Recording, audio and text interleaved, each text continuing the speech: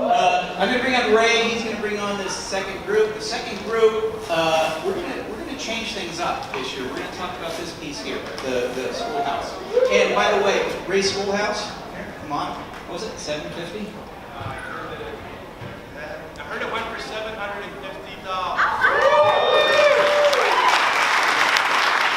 We should download it for free. That's right. Thank you. Thanks. Cha-ching. Hey, maybe you just secured cancer. Who knows? Right, that's right. So I'm going to bring on the second panel. First up, cracking the door there. Looks like Greg Center. Ladies and gentlemen, Greg Center. Greg Center. As they're coming out, I'm going to tell you about it. You were all active, all the way in. Next up, Sean Rich. It's hard to see because it's back there. George McComas.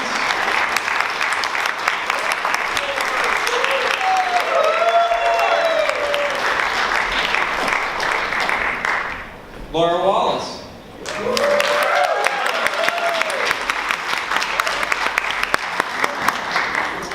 Big Mike Wallace. No, we're doing a Republican thing here. No, you were first. And greatly last and not the least at least, this guy, Michael Roddy, ladies and gentlemen.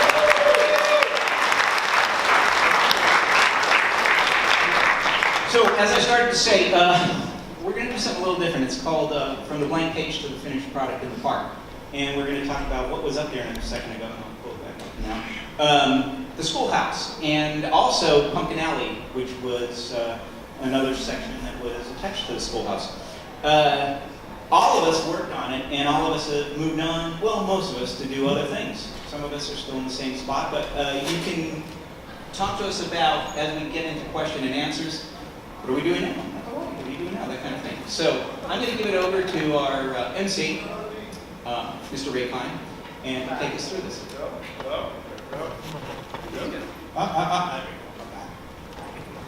So welcome to the Schoolhouse Forum. We have people that represent, oh wait, Sorry, gotta stop you. I got these two young ladies over here, and there was a raffle. So they're gonna pick out the winner, and it's up to $210 for the winner? $210? Okay. Here, right here. Young fella, take it there and pick out a number.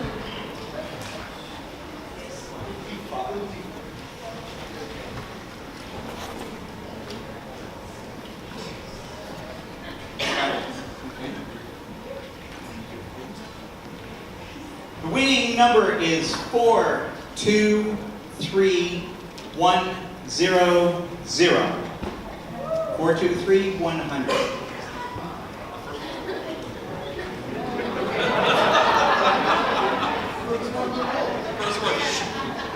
Yeah, what is it? 423100. Oh, of course it is. Ladies and gentlemen, that was my plan. Greg's buying all the beer. We're going out for beers afterwards, and there's $210. Winner. I live on Conyers Street. Thank you, sir. Tell Mike. Let's see. Verified.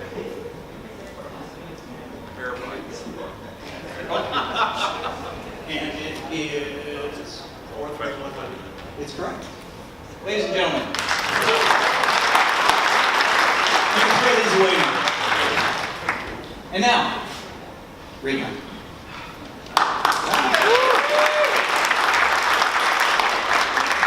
So now welcome to the Schoolhouse Forum. Like Kim said, we're going to talk about this iconic structure that was built, is it 2008, right? The reason that we have this forum, the person behind why we have this forum is our dear friend Stephanie Gerard, who was also one of the people that did the first renderings and architectural elevations of this beautiful structure. So it's fitting that we pay tribute to Stephanie by highlighting the schoolhouse, but also talk about what else went into the building of the structure after Stephanie did her drawings. And with that being said, this was the first sketch that I did. A little. It's only one way to describe it. That's a Pennsylvania or an Ohio Halloween. And if anybody's ever lived in Pennsylvania or Ohio during Halloween, you realize how very cool that is. And I've been very fortunate. I was in Florida boy most of my life, or Atlanta, and kind of had this nostalgic view. Laura was in Ohio. These guys had been in Pennsylvania. And we started talking about imagery. And one of the things we came upon really quickly is, okay, there's something really foreboding about this kind of Dutch, I guess I would say, Dutch schoolhouse, and what that can mean. And next to that schoolhouse, also, one of the things that I was very passionate about was a story by Ray Bradbury called The Halloween Tree. And if you haven't read it and you think you like Halloween, you need to leave this place tonight and go order it on Amazon and make sure you read it. It is Ray Bradbury's love letter to anyone that loves Halloween and imagery of Halloween. So those kind of things combined, we started playing around with, well, what could we do? And we said, well, why don't we do a walkthrough experience as a scare zone in the structure?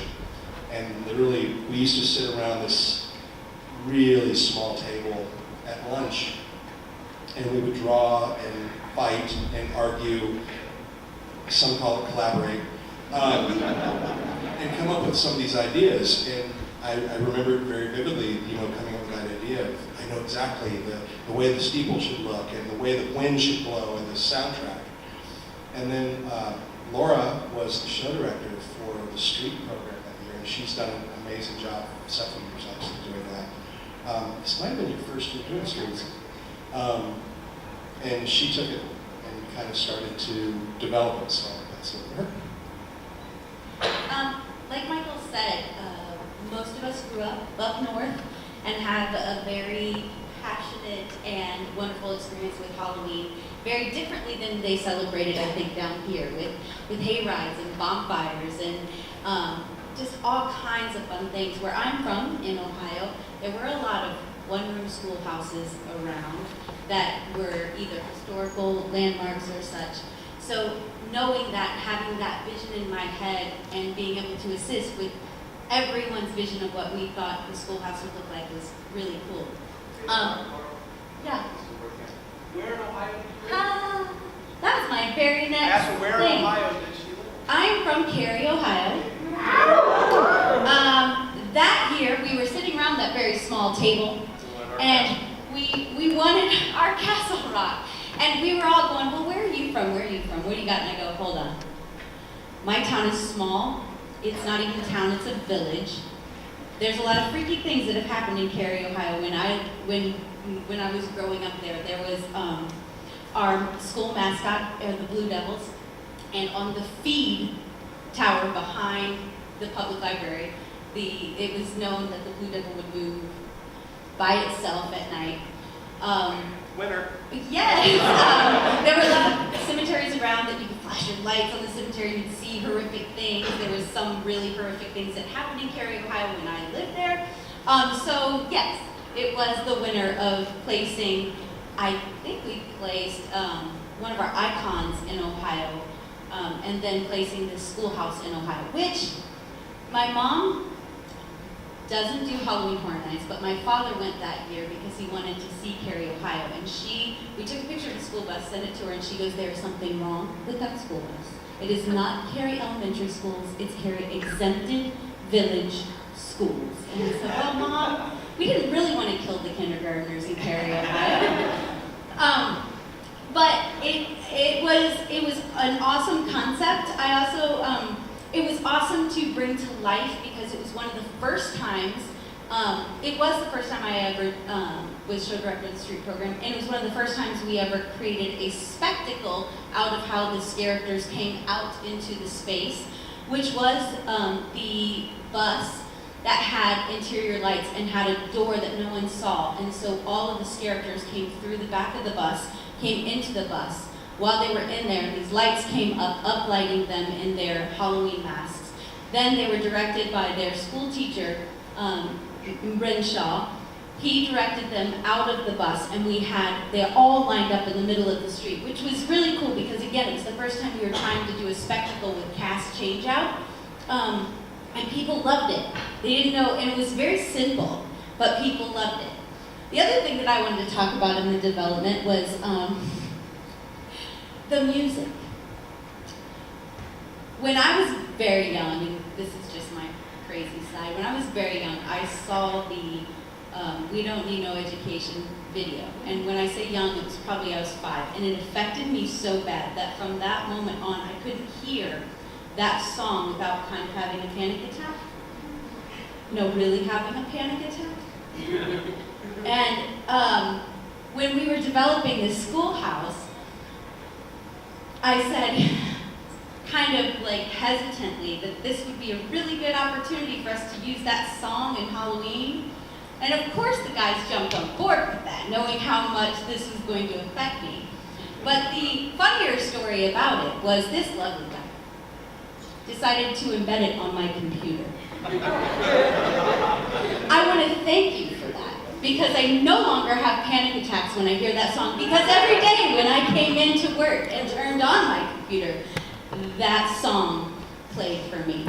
But again, it was an opportunity, that was a new opportunity for us too, and to use a very popular type of song in a scare zone, which we hadn't really done before. What was cool about that too is you'd watch people standing in the middle. It was very orchestral, and it wasn't just the karaoke version where they took away the lyrics and you had Pink Floyd's song. It was The Wall. It was you had to sit there and say, this sounds familiar. What is this?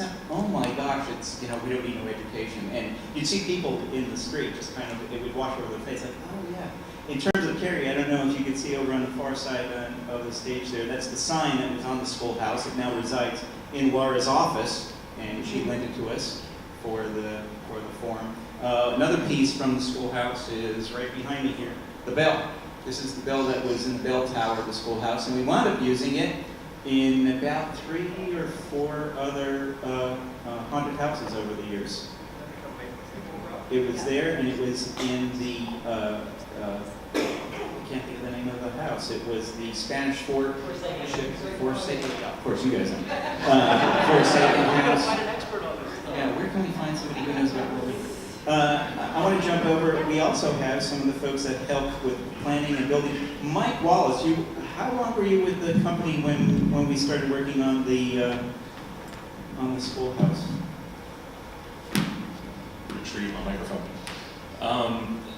I think I had been working with you guys in art and design for maybe 3 weeks at that time. It was right out of Florida, Gators. TJ had convinced me to drop out of school, which Burnett said in the first forum is a bad idea, so don't do that. But it was one of those things where I came down to Orlando, I gave him a call, I said, hey, I have a portfolio and I'm here in town for 3 days, do you have time to meet? And that turned into this gig. He brought me down for 4 weeks to do 3D modeling for Mardi Gras floats. And that 4-week gig took about 6 days to finish. So everybody was kind of asking around, hey, we're paying this kid, what can we make him do? We thought you were going to be much slower. Because we were all I was really excited. So one of the things, I gave him my sketch. I don't know if we had Stephanie's sketches yet. Did we? No, you gave me that napkin sketch that you had at the beginning and said, here, can you build this in 3D? Yeah, it was that. And he built a SketchUp model of it along with the bus, and we put it in the location over there by Mel's. And then the other thing we've been kicking around, Michael talked about the Halloween tree, right? The story. Together, I don't know, it was almost like osmosis between the two of us. He had this idea to put a lot of pumpkins out. And every year I would put out 60, 80 pumpkins in my front yard. I'd buy pumpkins at yard sales for like $1, these things here. And I put them in the trees and all over the lawn, and I thought, this is a great idea. So we started talking about putting 500 pumpkins in Central Park, and I thought that was the coolest thing ever. And again, Michael's vision was, it was a traditional Halloween. So the numbers came back and they went, ooh, we can't can't do 500 pumpkins. We're going to cut that scare zone. We're not going to do it.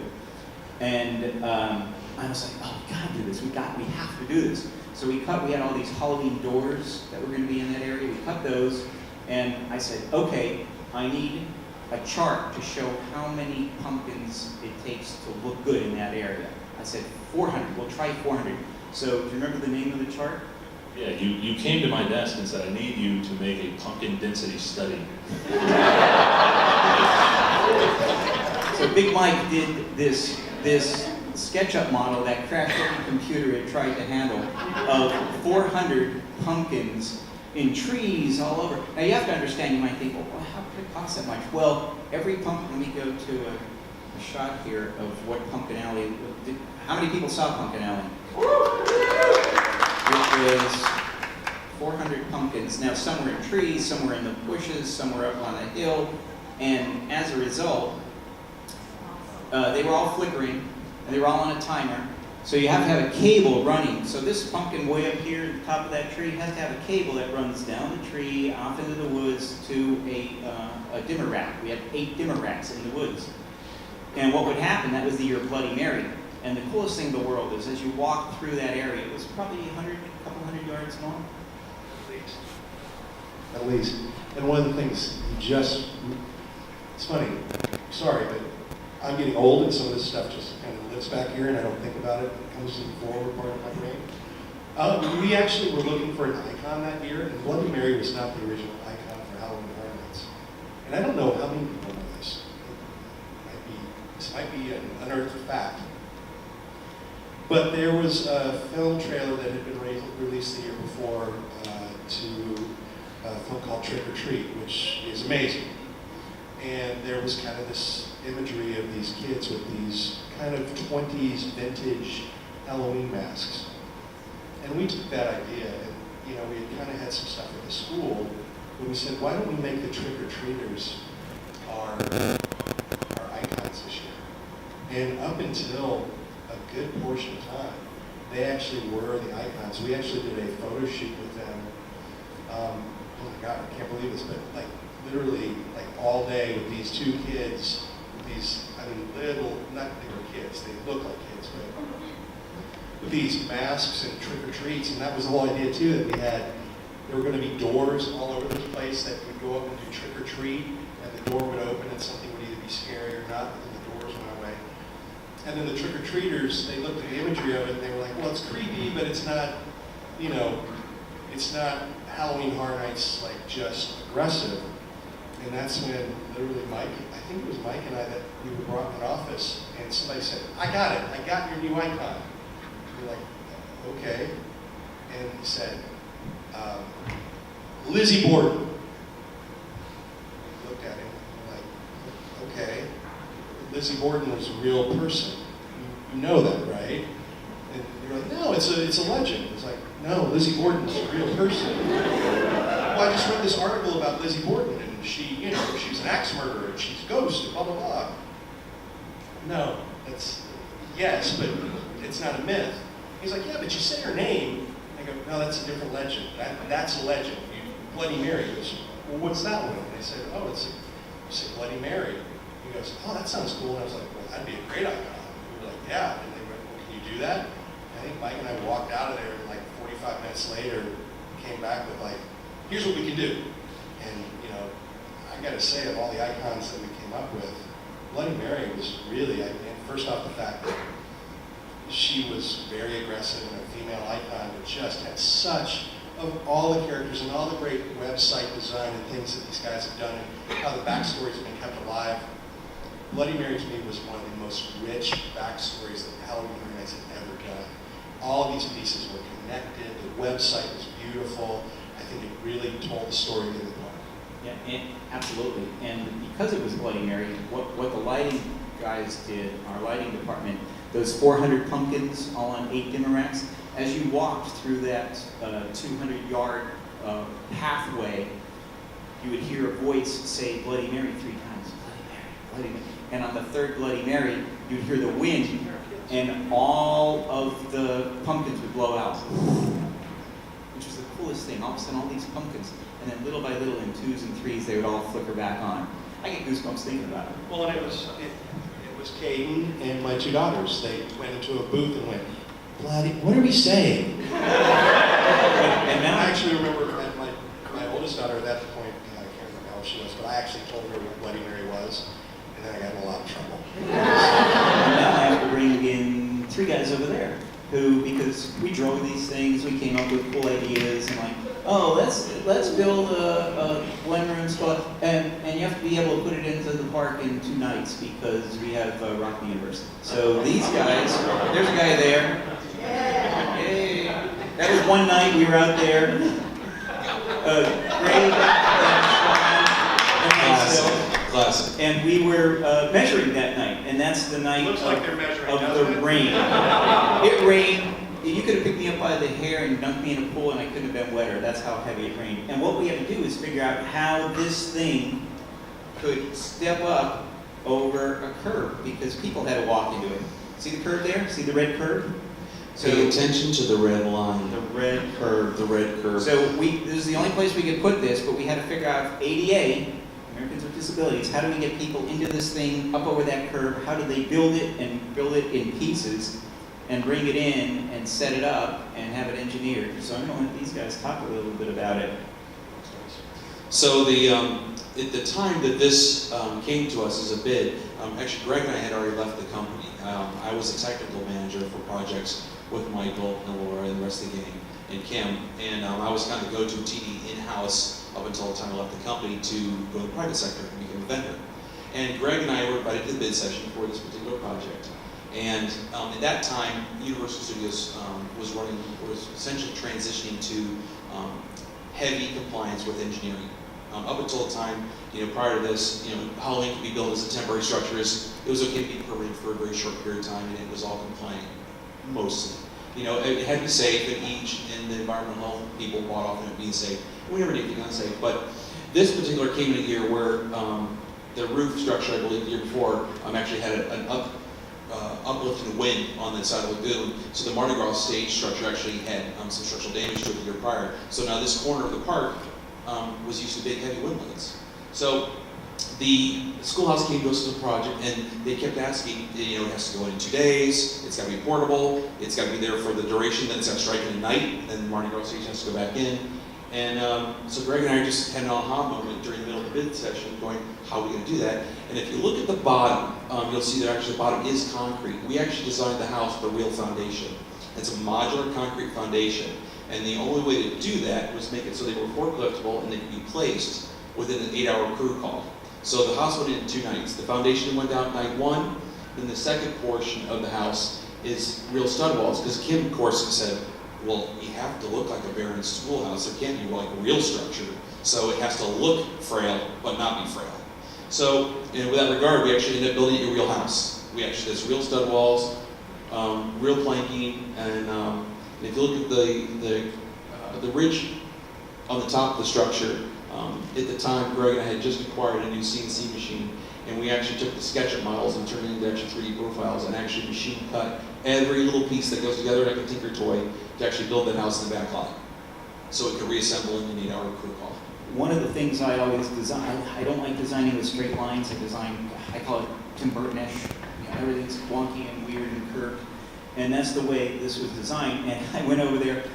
We went for a ride, I think like on a Sunday, and drove by the shop. And one of the things is the crew that worked with A2P, they also had a crew that built houses, right? Yep. They did residential houses. So they had 3 guys building this front. See, this is the front of the house. And they had levels and squares, and everything was nice and straight. And I got there and I went, no, throw the level away, tear off all of those boards, and you see how everything's wonky and curved and all that. And those guys were mostly useless. and Greg says, "No, look at the drawing. Why do you have all the boards?" Because they were building a house. They thought they were building something in Windermere. So this is Those guys couldn't build them. No, the funny thing is all the material that we use for the outside of this material called hardy plank or hardy board, and it's really great because it's already got kind of an embossed wood grain, raised wood grain texture, and were much more distressed.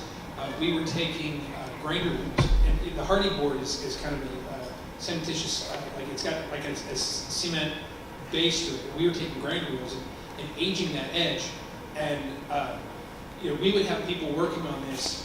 I don't know, we'd have like 4 guys on this for an entire 10-hour day, and they'd do 3 boards apiece. And we were, oh God, what are we going to do? And the whole reason we used this is because the owner of the company, Chris, had shelves of this stuff from some project. So we're like, okay, well this is great. We already got this material. We'll reuse it. But luckily, Ken came by and he didn't like it. He wanted it more straight. But in the process too, what was kind of fun is that if you look at some of them, we would start running it straight, and we were, using a shingle nailer to put this stuff on. But we'd actually kind of have a person on the other end and kind of bend it. Sometimes it would snap a little, but it was cool. It worked so well. And then George, who Alan Gilmore says is the best scenic artist he's ever seen. No question. And I think this was a labor of love, especially that darn chimney, because that was just, let me find a couple pictures of the chimney. Oh, before I get there, see this little step up here? There's the curb. This is what Sean and Greg figured out, how to step this up over the curb when they put it in. Yeah, I want to actually go back to that. It was kind of funny because when we were in the bid meeting for this, we had a lot of the other bidders. One, obviously I don't want to name any, vendors. Not to name any names, as we were going around the table and they started talking, Doug was talking about the engineering requirements, and I looked across the table and I saw blank stares because these were not, we're senior guys. We're not engineers. We're building flats. We're throwing this together. We're makers and teamers. And it was kind of funny because I could tell everybody had a blank stare. And one of the vendors kind of raised his hand and said, well, would it be okay if we had like some 55-gallon barrels full of water and we had cables going up over the house? And you were like, ugh. But the pretty picture. Have you seen the pretty picture? Make it look like the picture. And that was that aha moment. I kind of whispered to Sean, and at that moment I knew we won because we'd already figured out how to do it. And to go back to the first picture before we talk about the art, which is probably the most important part of it, but to talk about that, what we had to do, and the picture doesn't show it, but it was the worst downpour ever, and it was cold and a miserable night. And we actually went out with some OSB and some circ saws, running extension cords in flooded streets. It was hilarious. And we actually had to build the concrete forms in the street and make sure that they were level on top. And then we took those forms back, we did the rebar inside of them, poured the concrete. If I remember it, we had to have 6,600 pounds in it. And then took those forms, leveled them, and then we took the forms, leveled the concrete, and then George's guy sculpted the soft river rock on the side of it. And I just remember the first night of install, when we went out and we put those 4 corners in, and I put the level on top, and it was just dead perfect. It was, I was scared. Yeah, it's fun for me only because I've been a TD my entire life, and this is the kind of the stuff that you live for. It's the moment when the designer says, "Can you do this?" And we're like, "All right, what's the budget and what are the requirements?" And you kind of find a way. And it's a heck of a creative solution. I think the toughest part about this whole solution, from an engineering side, and it'll be quick, is the fact that that foundation had never been done before. They had done apple boxes or the orchard boxes and such, and that was the first path of getting like AMNI compliant the year prior for the trees, the apple orchards and such. And it was just, we just knew that it was going to be sticky wicket. We were going to have to find an engineering solution that worked. And fortunate enough, after the bid meeting, I went and sat down with the PA, our professional engineer office. We talked quickly about it, and she's like, "Yeah, your solution's fine, but we have to invert the boxes because they only pour the concrete flat with the pintle bolts. So we actually had to make sure the top was flat. Then when we pour the concrete, the boxes were upside down in our shop. We had to pour in reverse and then flip back over, and so everything had to be graded. And that was, and we only had enough money to do it once. So the quarters were wrong. We were stuck. So we were happy with it. It worked. Here's a. I don't even know where to begin. And when Kim came, when we awarded the project, I was fascinated with it because I'm from Pennsylvania and 40 minutes outside of Philadelphia, a little town called Woodward. And I remember growing up in the seasons and the leaves falling. And when I saw the renderings for this, it just brought me back to my childhood. So I was very passionate about this project. And I had worked with Kim in the past on various Horror Nights. I think I worked on about 12 Halloween Horror Nights over the years. And Kim brings a plethora of information to the table. I've done film and television. Here, paint this wall to look like this. Okay, could you give me any more information? No, just paint it. So no, that's not what I meant. Kim comes in with all this information, all these reference photos, renderings, and a story to go along with it. And I mean, you can't lose with that. So these guys built a canvas, and we're tasked with painting it. And I have to just make a comment about Alan Gilmore. I appreciate, I'm flattered by the comment, but I surround myself with really good people, and you're as good as your crew. You really are. So I just point and tell and do samples, and they do the work. And there were some really talented people like Dave, and threw a few other names out.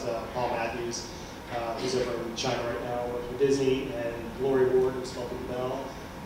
Really, really talented. So, but the challenge is now to make this structure, this canvas, look like the renderings that Kim has presented. So one of the interesting stories about the foundation, which I thought was brilliant when they came up with it in the bid meeting, is they asked, how are you going to do the stones? You can sculpt them out of foam. Like, well, why don't we just sculpt them out of stucco? They'll just add more weight to it. So that's what we did. We lathed the base of it, and Kim gave us renderings of what he wanted as far as the stone. And each stone was carved out of stucco. And then when it was done, Paul himself, but Paul, myself, and I think Renee Burton, was she there? Anyway, I think she was. So, and then the hardy board, the hardy board was a pain in the butt. But it was Semage's product, met code. Yes. And it weighed. It weighed a lot, yeah. So we had to figure out how to make that look like weathered wood. Well, it also had to last for 45 days in the park in the rain. Yeah. It couldn't deteriorate, so it had to be a product that would last. And actually, the schoolhouse lasted for a couple of years. Oh, yeah. Sean, what kind of winds was this supposed to sustain? Is it Um, something that we have to be really considerate of? Well, before? if I recall correctly, the real sticker was a sustained wind load of 55 miles an hour, which essentially is not, it doesn't seem like that much, but it also had to handle microbursts of 135 for 3-second duration. So when you start looking at the calculations of all that, we had to run the calculations, and then we had to tell environmental that if we saw a hurricane or otherwise coming, that the fallback plan to restrain the structure, and that's why it had to be like a real house. The ridge on the top was actually designed as a compression member, so if we had to deal with a hurricane, which we have done in the park many years prior, we had to strip the park.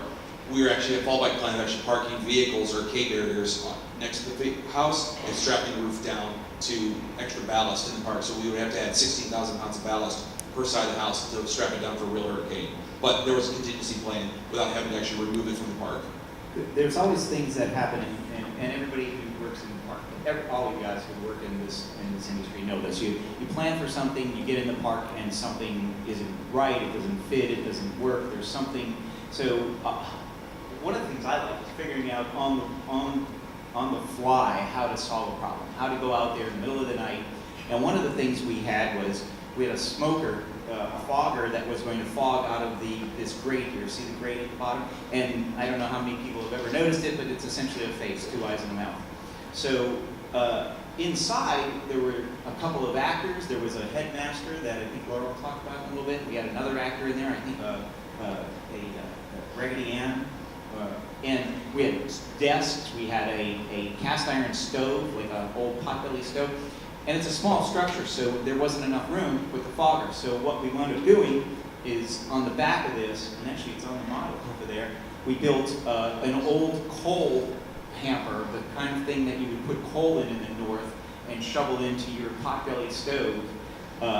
And I think we built that on the fly. We said, okay, we need something to house It was a this last minute. size fogger. Kim, actually, I think it was you and I that built it. You got it. I think you helped me. I was cutting the pieces and we're kind of fitting it together. But it And I was, said, it should look like this. This looks like Northeast Pennsylvania, right? yeah, do you remember what we built it out of? It was leftover privacy fence. Yeah, It was right. just Home Depot privacy fence that they cut out. Yeah, we used privacy fence because, here, let me find one of the photos. Back in the day, when at Universal, when they'd start, if a large tree got any kind of disease, they would cut it down and throw it away, obviously. So they were cutting down these two great trees, and we're like, oh, they're beautiful, but they're dead and they're dying. So we got these two giant trees, and if you see the bottoms of them, there's privacy fence around it, and I think it's part of that privacy fence that we used. But those trees are in concrete boxes. Years and years and years ago, they would pour concrete into a box, stick a tree in it. At the end of Halloween, they'd throw the whole thing away. And one of my first years there, I'm like, well, wait a minute, we could build essentially a Christmas tree holder. The old Christmas tree holders with the lag bolts. You put your tree in it, and you lag it down. Well, what we did was we bought orange crates. You see them going down the street on the back of a tractor trailer. It's a great big steel crate that has oranges in it. I mean, it's probably 4 foot by 4 foot by 4 foot. What I designed was a big steel tube into this crate with rebar filled with concrete with lag bolts in it. So you take a tree, you stick it in there, you lag it down, at the end of the year you unlag it, you throw the tree away, and you have your base. And you can use it again and again. You can put whatever in it, a tree, a pole, whatever. So that's what's behind these privacy fence pieces. And then, of course, we wanted to hide it, and our dressers came up with all these great pieces, pumpkins and barrels and crates. And part of that fence wound up being the coal hamper. Lights all along the inside of the windows, and have the kids like. What was the casting call for trick-or-treaters? What did it say on the piece of paper that you needed, height-wise? Well, we always look for varying heights and body types of Halloween. We don't usually specify each year because if we specify, we give away too much of our content. So when we do Halloween posts, because we start Halloween auditions we typically started them in July. This year we're starting even earlier, way earlier. For all of you out there that need to be checking those websites.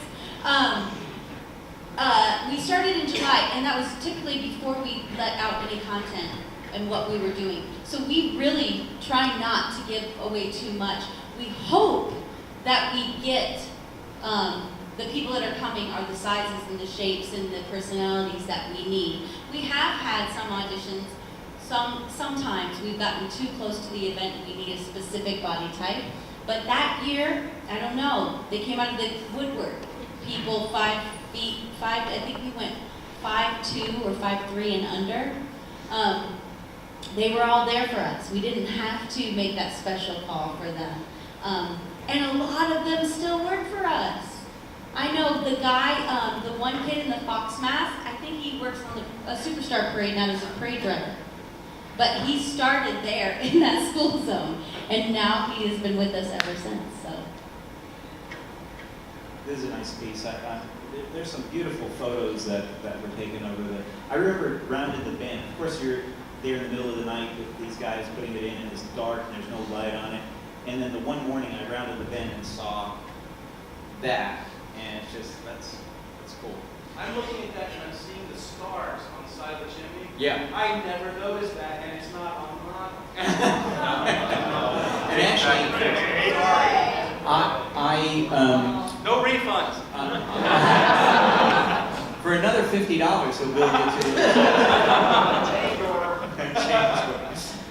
I actually had seen stars like this that hold concrete or brick buildings that have some damage up north, and they use them to kind of hold it together. So I actually told Stephanie about these. I found a couple of images online. She drew them in, and you guys, I remember you were looking for those stars. Sean, yeah. You gotta find the star. You gotta find the stars. So right now it's dry. No, but one of the things streets, that area, because we also had the Pumpkin Alley. Originally, as I said, Michael wrote this wonderful treatment about all of these doors, and I took it, and of course I made them all wonky and goofy, and it was way too expensive, but Stephanie took it, did them nice and straight, but like one door would be the spider door, and it was a typical house, but we would have the cut glass in the window that had a spider look to it, or a pumpkin face, or candy corn face. So this was an area that wasn't going to be like bloody or creepy or anything, it was going to be traditional Halloween. And there were doors that were going to be lining the walkway. That was our opportunity to really kind of present a traditional view of what Halloween is. Again, in Florida, you go to Halloween Horror Nights, but we don't get that kind of classic Halloween, you know. And for me, like when I was a kid, we would watch It's a Great Pumpkin, Charlie Brown, and you know the leaves would fall and it would be cold. It rarely gets cold anymore in October. Believe in global warming if you don't, but you know, and that's one of the things too. It was our idea to kind of bring that tradition to Halloween Horror Nights, and it didn't necessarily have to be about the aggressive scare. It was about that's kind of the roots of Halloween. That's, you know, and I think that's the thing too, that through the years the entire team's done a really good job of always going back to the roots of why these things are ingrained in our psyche. And actually, the 400 pumpkins, it was so popular, it wound up coming back, I think, 3 years in a row at least, in that area. At least 3 years, and then we brought it back last year for the 25th. We brought the pumpkins back last year.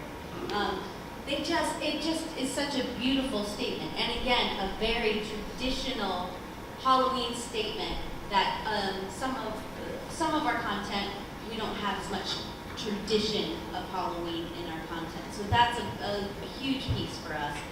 We've done many haunted houses based on the traditional aspects of Halloween. We love to bring that in. It's just something for all of us there's a memory there. And when you can latch on to something in your memory, you kind of are able to completely dive into the content a little more, you know? First year we were here, in terms of Halloween, trick-or-treating, little kids, I took my son out. I think we were Dead Pirates or something, and he was, I don't know, 7 years old or something. And we're walking around, and we're almost at the end of, you know, going out trick-or-treating, and he has his bag full, you know, his pillowcase full of candy. And we're about 3 doors or so from the house. And in this driveway, there's a guy standing there, and he must have gone to like a Goodwill or something and got little baby clothes, like for like a 2-year-old, and stuffed them. And he had this dead baby on the road. And he had a pumpkin full of candy, and he had a baseball bat. And he said to my son, "Hey, you want some candy? He doesn't need it anymore." So you should do that. That's a cool thing. So my son took the candy. That's what you do. And one of the details I love about the schoolhouse, the weather bay. You have a photo of the weather I bay? do. Because there were details in this that all of us who go to theme parks were looking for those kind of details where you look around the corner and go, I never, like me with those stars on the side of the chimney, I never noticed. The steeple of the schoolhouse is spectacular. The weather vane, was it custom made? Was it Yep. metal cut? Let me tell you how expensive that was. Tell us. Yeah, there it is. All right. It wasn't expensive the fact that it's just aluminum, it was just CNC cut. The fact that it got added in, it took us a while to produce. Let's put it this way. It actually took like almost 30 hours to machine that because it had so much detail in it. But And I actually drew that in a black and white, and as I was looking through all these, I found the black and white drawing. I was going to bring it, but I didn't. But that's it. It's right there. I have the file anyway. So I had to weld it all together because again, it had to be these engineering. Sorry. So it had to be welded real quick. Well, it had to be inserted in the top. Well, it's got a 6-foot pole attached to the bottom because it has to mechanically attach to the extra structure down below. So that thing was sitting on the back of that really pretty truck you saw that was 3 weeks old. The back of the weather vane, I got hit in the back of the truck, and the weather vane stuck to the tailgate of my truck. So when I sold the truck 4 years later, it still had the 4 perforations from the north and south points stuck in the back of my truck. secrets. Where's that one thing? I don't know. Do we, It's still do we in the have it? prop shop. It's in the Is prop it still a shop? prop shop? That's awesome. We should have brought that here. So there was the beautiful weather vane, which a detail that you, if you really stood and looked at it, it hasn't been working. And it actually spun. It actually would work by the real weather. I didn't realize that. Yeah. What was I saying? That it's a detail that a lot of people may have missed, but it's something that the people who were designing this wanted to put in there, and it's part of what made it special. The bell, again, a wonderful detail in there, and it's back here behind Kim, and I don't know if anybody has ever noticed, the clapper of the bell is a pumpkin. It's a jack-o'-lantern that was up in the belfry. Nobody could see it up And there. you could see it if somebody said, hey, look, it's a pumpkin. That was thrown in. We didn't charge for that. Or just But it's just a beautiful extra detail that added that much more magic to the structure. And actually, what was her name? Laura, who carved this? Lori Lori Ward carved this. And we were behind the gun, trying to get everything done. And I originally had like a frieze around here with all these pumpkin faces. And we're like, oh, it's going to take a long time. And I said, can you make the clapper a pumpkin? She's like, absolutely. And I love that idea. And to Ray's point, you know, it's up there. It's like, you know, the 25 feet in the air. I don't think many people have ever noticed that. You can see it from Battery Park if you're on the, on the lower level. You actually will see the face. There's some of those pumpkins. Anybody have any questions, either on this or, you know, what we're doing afterwards, or, you know, I don't know. What are you doing? You guys have mentioned the website, the creativity that went into the website in the past. Are you guys going to be able to do stuff like Carnival Carnage and all that for future websites? Well, unfortunately, I don't work for Art Design or their websites anymore. I was, myself and Lisa Surplus was the other artist, did all of the art and design for, at least in my part, starting from 2006 with Sweet 16. And then this year, it was 2008, right? We did this? Yeah, With, 2008. and you know, if you followed the story of Bloody Mary, it was a massive piece of work. I mean, we did hundreds and hundreds of hand illustrations and digital illustrations. This was on the website here, this piece here. And as you scroll through, you go into the schoolhouse, out the back, and you go from one scare zone to the next, to the next, to the next. Yeah, it was, what did we call it, Mike? The infinite, was it the Infinite Zoom. Infinite Zoom. Well, you started off at Bloody Mary's mirror, which was broken, and then there was an animated trip, and you went through the mirror, and it was a constant, infinite image coming towards you that took you through all of the scare zones in the houses. And Mike was a big part of that. That was such a last minute thing, if I recall correctly, that there was a vendor who came in who said, oh, you can do this thing, you just have to make these tin plates or whatever they are, that are all exactly the same size, and they have a hole exactly in the middle that we'll lay the next piece into. We didn't realize that for an infinite zoom on a website, you had to take the max resolution of that screen, and that was your smallest point in the picture. And none of our computers were able to handle these like 9 gig Photoshop files at the Single image time. had to be gigantic, Yeah. so that you could zoom into it and keep the resolution. If we printed a full size, they were like 12 feet across or something like that at 600 DPI. Each of us did a section with that. Right, we had, And I remember Rich did one, you TJ did one. said, you know, we're going to do this, and I think the other company that had done something like that, it took them 6 months, and they had 40 artists or something, and we had a couple of weeks and like 3 guys. I'll give you 3 guys and you can have it tomorrow. Isn't there a vendor or some fan site or something that has those websites on it? It's What is it? HHN or BE, yeah, it's still live. Yeah, if It's not a you- universal website, but somebody archived it. Which is great, because I mean, you really get a good sense of just the amount of story that went into what everybody was attempting to do and how to tell the stories. A lot of work. It's remember. And thank you for bringing it up. I hope so, they- so not for you guys, obviously, but does anybody know if that'll happen in the future? I can't. Ladies and gentlemen, Mike Aiello.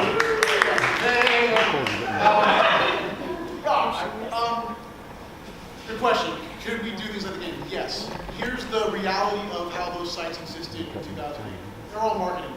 The money to supply those sites to the public was from a marketing budget. Better or worse, the way marketing markets the event has changed a little bit since 2008. Even again, we're also talking a year where brands weren't nearly as prevalent as well. So that's also changed. So here's the websites were gorgeous. They told a lot of the stories that we all created in a more explicit way. Now that things have adjusted, it's our job to figure out ways to tell the stories more visually as the guests get to the park. You know, trying to tell these stories. Because will it go back to that? Maybe. It's not even our pendulum swing at this point. You know, it's a marketing initiative and how they want to how they choose to get the word out about Halloween Horror Nights and what is the important aspects for a general audience. Does that make sense? Told with the proper amount of spin.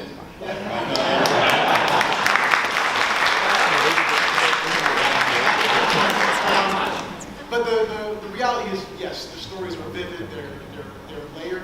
I mean, even the original mazes we do since 2008 that aren't the brands have a very extensive backstory that's written. And we figured out ways to try and piecemeal that in. Other great ways to get some of that story that didn't exist in 2008 is the daytime tours that are given of all the mazes, where our VIP tour program is given all of that content. We give them our treatments. We give them all of our backstories. Every page that is written or produced, VIP Tours gets, and they can call from that some information so that the hardcore fans, everybody here, us as well, can get that information and get those stories. Hope that answers. And it also, we started Legendary Truth, which I know we have fans of our in-park and online gaming. And it was a great experiment of how to bring gaming to tell part of the story, and also marketing can use it to bring people into the park. And I think that we planted seeds in the industry where we had enough people that were interested in it, that we found people and technologies that I'm hoping we're going to expand that sort of thinking into the parks, well beyond anything that is Horror Nights or Legendary Truth for future park play. So I'm really proud that we did some of the first baby steps in doing that kind of technology. Question? Speaking of stories, what was it like working on the ideas as far as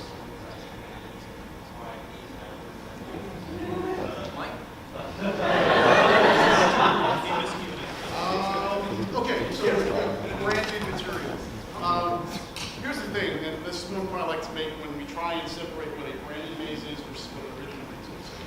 Branded maze, I know there is a viewpoint that it's easier, or that that we're not given as much artistic ability in the branded maze. That couldn't be further from the truth.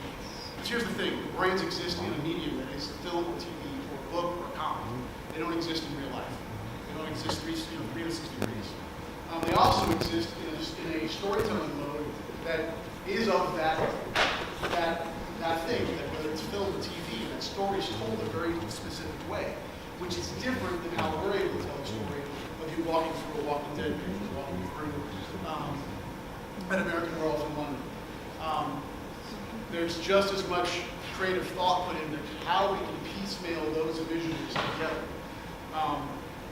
So telling those stories and translating those brands into a theatrical attraction takes just as much work visually as any original maze would.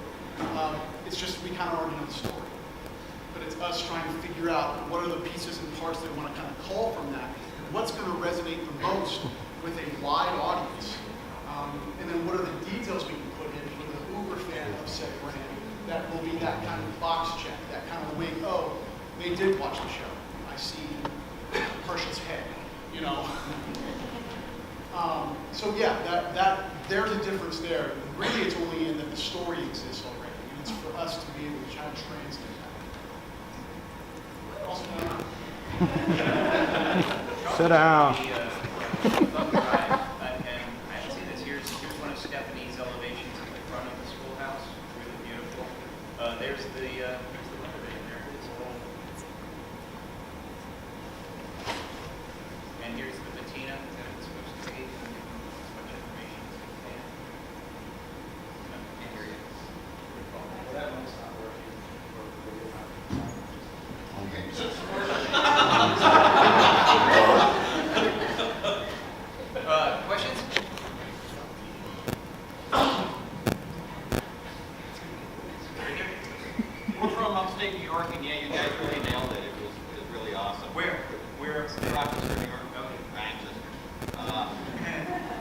the pumpkins blowing out was phenomenal.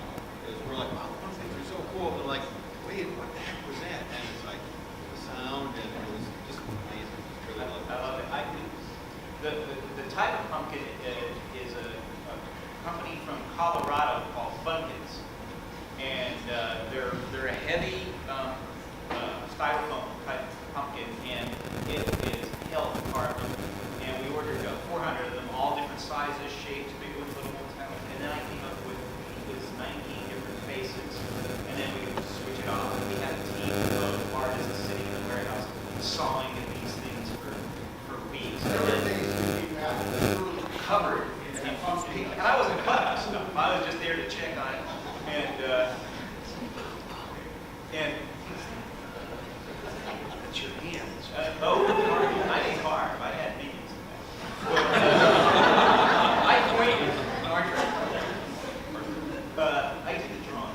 But yeah, so and then we took these 400 pumpkins and gave them to the lighting team, and they had to fit the lamps in there, the flicker lamps, and run cable. In some cases, like, well, this one's going to be the top of that tree. Well, I need 150 feet of cable, and I have to go up in a high reach and zip tie it every 4 feet. And yeah, it took days and days and days out there putting all those. But I think it was the coolest thing ever. I love that. Segueing off of that, the voice of God, what are you looking over there? Just because I have a working microphone. I'm taking pennies. This is one of those things that it's good to keep in mind when you're a freelancer in this industry. Like Kim's mentioning what went into bringing those pumpkins up. Being my first year working on Halloween that time, there wasn't a whole lot of work come the end of the event for a young designer. You know, the staff guys are there, and the people who are working on the next big show are there. So in order to justify me not being in school anymore and being down here and keeping a paycheck, I was on the strike team for that. And I was in the park at 3 in the morning, halfway up that tree, unraveling all that cable and putting it all into big crates so we could get it back in the truck and back to the warehouse. We were there, we were in the pumpkin area for 3 nights in a row, and there were 5 of us, and it was Cindy Solis up in a basket, and it was myself and Adam, down on the ground, just kind of catching pumpkins falling from the sky. But that kind of thing is where you really start to appreciate all the things that happen after the drawings are done. Because I'm sitting there the whole time going, someone did this the first time, they had to make it work. I'm just trying to make sure it all gets in the same box on the way down. I want to take a second and Talking on mic, that doesn't work. Does it work? Can you hear me? Starting with Greg, because we're telling you what we did in 2008, and I'd like we're running out of time, but in the next, take 2 minutes, everybody down the line. And what are you doing now? Well, after I left Universal, David, who was here earlier, David and I started a company. It eventually split up. I had sold my company to a company that Sean worked for, which is when we did this.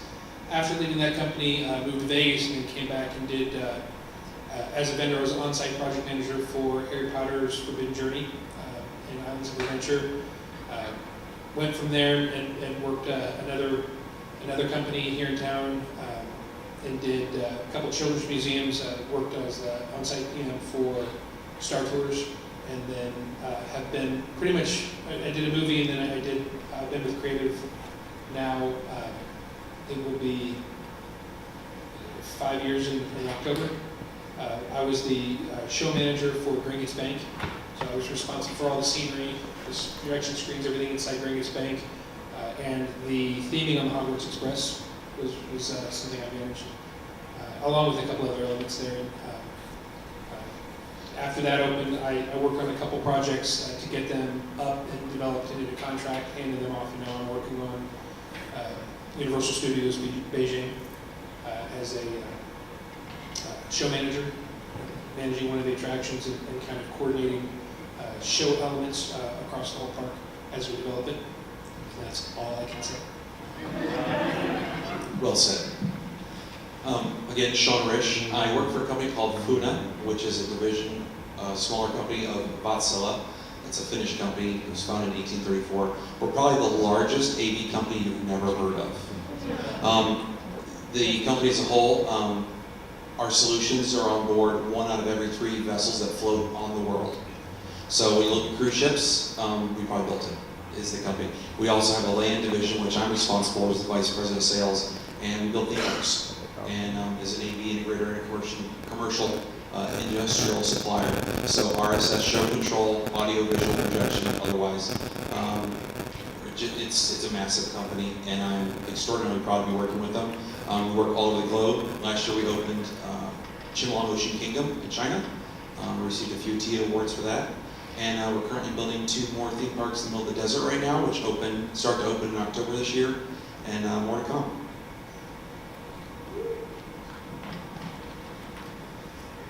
I'm George Jacobus. Right after the Schoolhouse, I worked with this guy quite a bit on various projects. But after the Schoolhouse, I was hired by Universal Creative to work on the Wizarding World of Harry Potter, which eventually evolved into the Universal Creative Prop Shop.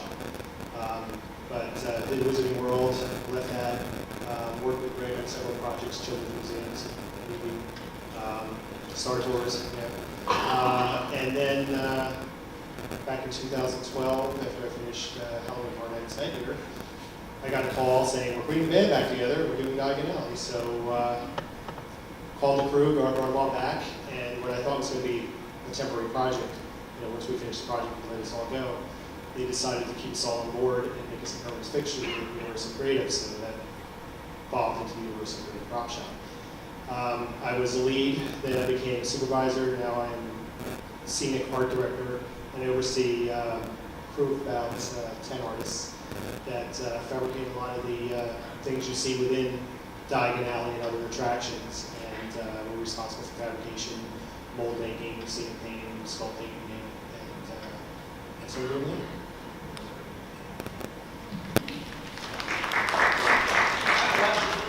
George and his team are responsible for why Wizarding World and Diagon Alley look like they're supposed to look, with the layers and the colors and the runs. So that's why George is It's amazing. effectively the only team that Stuart Craig would trust to do that outside of his own. I have to say that. Ray, you were talking about in the previous session, and what your muse is and the values that you have around people. And I've got to say, as a business owner, as a project manager, George and I work together, and any of us can say this about us. This business is about the tools in your toolbox, and the success you have are based on the tools.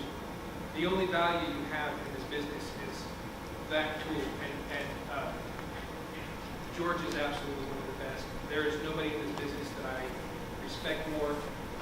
I have had more fights with George than anybody I've ever met. It comes down to, my job is to get it done on time, on budget. His job is to get it right. And out of those frustrations and those fighting, George has become a brother to me, because at the end of it all, as much as we fight, we know that the other one's doing what we have to do to get our job done and to make it right. But there's nobody in the world who's better than us.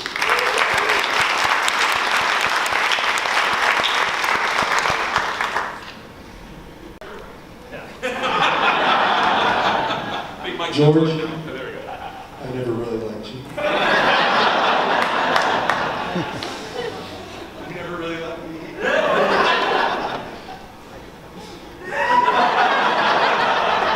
I'm trying to make you feel less awkward. Like before he walked out here, he said, "I'm terrified. I've never done this before." It's not working. Uba. Where were we? What do you do? Where are you going? I'm Mike Wallace. I started with art and design in 2008. Like I said before, on a short contract doing Mardi Gras floats. I was fortunate enough to almost be picked up and mentored by guys like Kim and Ray, Curtis Hopkins, Rich West, some of the wonderful talent that we had in that studio at that time. And they kept me around for 3 years doing Halloween, doing Mardi Gras, doing Macy's, everything that would come out of that studio. And I kind of graduated from the 3D model guy to the CAD plan guy to the show set drafting guy, a little bit of scenic install when they were really short on people. And then right toward the end of construction at Hogsmeade, Kim and I worked on some show cart concepts that didn't quite make it into the park, but they turned into the performance stage that's out there at Hogsmeade now. And that somehow ended me up with Ray and Kim as the emergency set decor team for the grand opening of Hogsmeade.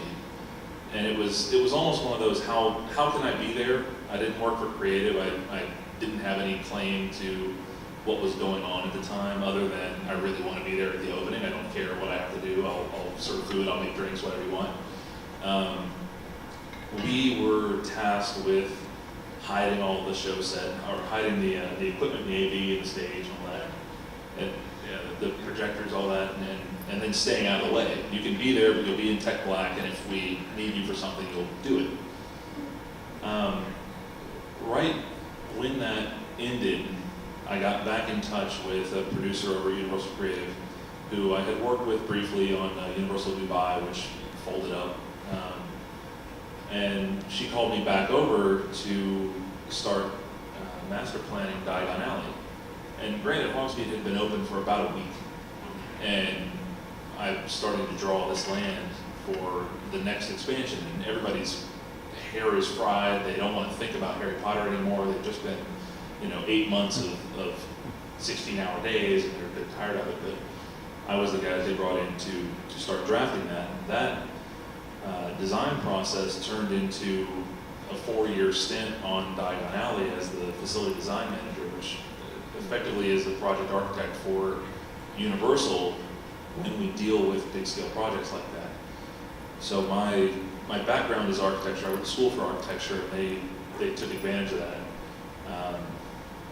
Since Diagon opened, which it was a tremendous experience to see something like that from, like we're talking about now, from blank page to we're cutting a ribbon and people are crying and falling down on the way into the land, which I still go out there and see, and I really hope somebody does. That little bench right outside the Leaky Cauldron is where I like to sit and watch people. Since then, I went back into Creative Studio for a year to master plan. We're now looking 10 and 15 years into the future in terms of what we're going to do. It's great that the industry is going that far and that fast. And last July, I transitioned back onto Volcano Bay Water Park as the project architect in charge of making a 200-foot volcano function. And that's where I'm at now.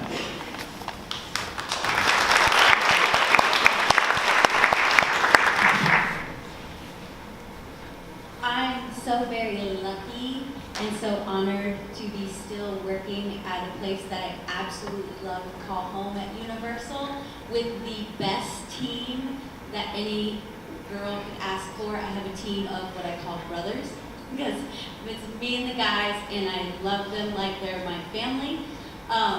And this will be my 20th year with Universal.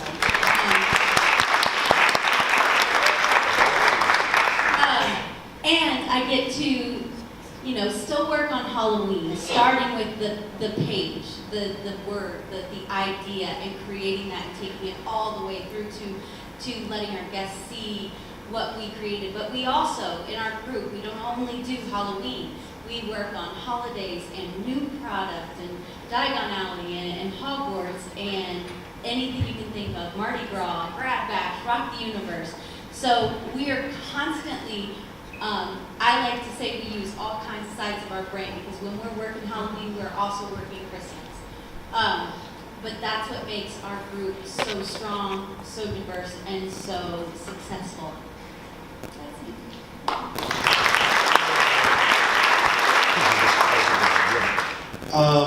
So I kind of left a little bit of the horror world behind, and now work for the Walt Disney Creative Entertainment and Imagineering departments at Walt Disney.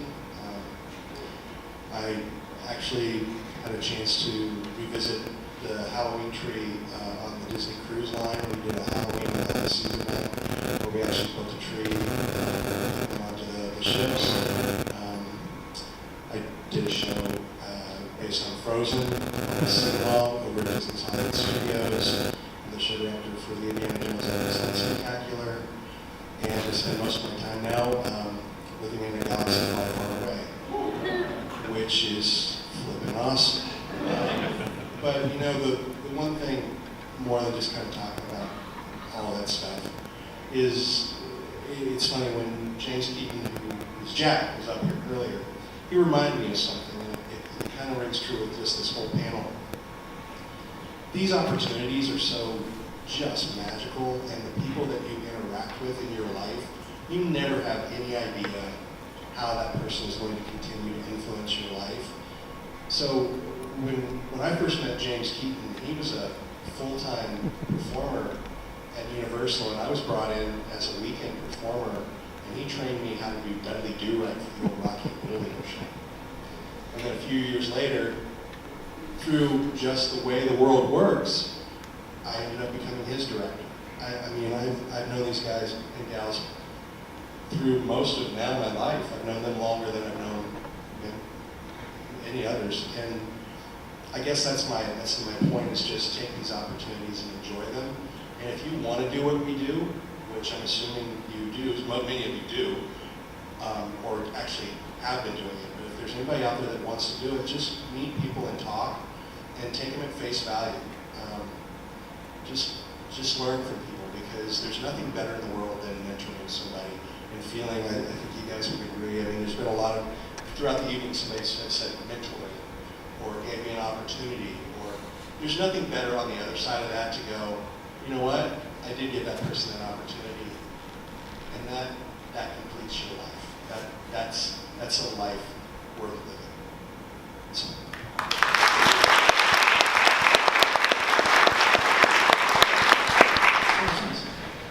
I'm Kim Brummel, and I run the forum. This is our 7th year. It's I've been folks for a long time. I did the 2008 haunt, and then I stayed on for several more years working at Universal with Mike and Ray and David and the gang. And then 2 years ago I left, and I went over and worked with Michael Roddy and Mark Herbat up there and Lon at the Disney for a couple of years. And over there I had a lot of fun. I worked with, if you were here for the first session, Flounder. Literally, my first week there, I was thrown in the deep end working with Flounder on a show called the 20th Anniversary of The Lion King. And I had so much fun doing that show. And then I designed a Frozen float, and Michael had the Frozen sing-along, and this summer they added a float to the parade. I designed that. And I left and started freelancing. Today, Brian Morrow was on our first panel, and he stopped me in the parking lot and said they just signed my contract today to go work at SeaWorld. So I work at Universal, Disney, and SeaWorld. And I told Brian, I said, oh, this is great, because tomorrow I was going to go down OBT and pick up aluminum cans. And no. Isn't that like, that's like a Tony thing, right? The Oscar Tony thing. Yeah, I know. You worked at all three. So anyway, that's me. And actually, I've been doing. I just finished up a haunt, a New Jersey haunt, last night at 2 in the morning. So I'm still in the haunt business too. I can't tell you about it. But that's the way it goes. What's New Jersey? What's in New Jersey? Let's see. Anyway, that's our panel. That was our kind of changing it up and doing something different. Did you guys like this type of session?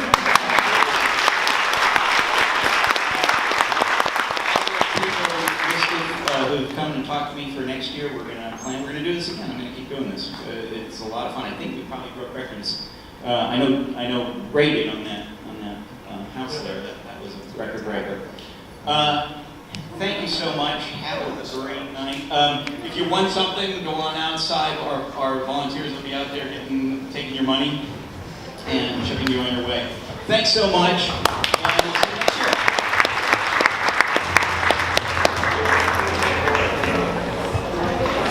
we'll see you next year.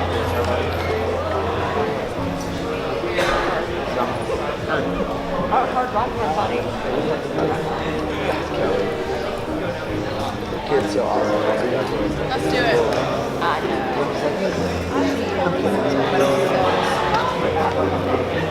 I have